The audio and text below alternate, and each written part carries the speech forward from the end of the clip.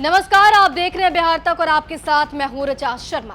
बिहार सरकार ने जातीय जनगणना के आंकड़ों को जारी कर जाति के आधार पर गोलबंदी करने की कोशिश की। जाहिर तौर पर चुनाव में इसका असर होगा, लेकिन किसके पक्ष में होगा और कितनी गोलबंदी होती है ये तो वक्त बताएगा और चुनाव के बाद ही पता चल पाएगा। एक जाति के तौर पर यादवों की बहुलता तो आंकड़ों में स्पष्ट झलक रही है। मुसलमानों का आंकड़ा भी यादवों पर भारी पड़ता हुआ दिख रहा है। ऐसे में जिसकी भागीदारी ज्यादा उसकी हिस्सेदारी भी ज्यादा।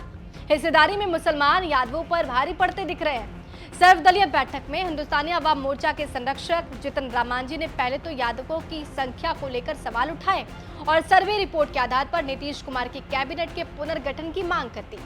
आज की तारीख में नीतीश सरकार में 31 मंत्री हैं, जिसमें 7 यादव हैं और उनके पास 10 बड़े पोर्टफोलियो हैं। इन 7 मंत्रियों के पास बिहार सरकार के बजट का करीब 39% खर्च करने की जिम्मेदारी है। यादवों के पास जो मंत्रालय है उसमें स्वास्थ्य विभाग है, शिक्षा विभाग है, पथ निर्माण विभाग है, पीएचईडी विभाग है, ग्रामीण विकास विभाग है, वन विभाग है, पावर विभाग है और सहकारिता विभाग है। अब सवाल ये उठ रहे हैं कि जनसंख्या के मुताबिक मुसलमानों से कम हिस्सेदारी के बाद भी यादवों की संख्या में भागीदारी इतनी ज्यादा कैसे है? असदुद्दीन ओवैसी की पार्टी ने मुसलमानों को उनकी जनसंख्या के हिसाब से हिस्सेदारी देने की मांग तेज कर दी है। यादवों के लिए अभी सबसे बड़ी टेंशन यही है। बिहार में लालू प्रसाद यादव के नेतृत्व में जब जब यादवों के नाम पर गोलबंदी करने की कोशिश हुई, अति पिछड़ी जातियों ने यादवों के खिलाफ गोलबंदी कर दी और यही कारण है कि 2005 के बाद राष्ट्रीय जनता दल सत्ता से बाहर ही रही। ये दिक्कत यहाँ पर यह भी थी कि बीजेपी यादवों के खिलाफ आबादी वाले जातियों के नाम पर अन्य पिछड़ी जातियों की गोलबंदी कर सकती है। जानकार ये भी बताते हैं कि आने वाले समय में जब हिस्सेदारी की बात आएगी तो इसका नुकसान जो होगा वो यादवों को होगा। अगर भागीदारी के हिसाब से हिस्सेदारी नहीं मिलती है तो इस सर्वे का कोई मतलब ही नहीं रह जाएगा। और इसको ऐसे आप समझिए कि बिहार विधानसभा में 2015 में 61 विधायक चुने गए थे।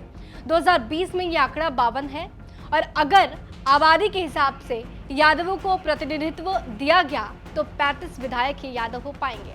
इसका मतलब ये हुआ कि अगर सर्वे के हिसाब से प्रतिनिधित्व दिया गया तो यादव समुदाय के करीब 15 से 20 विधायकों की संख्या कम हो सकती है।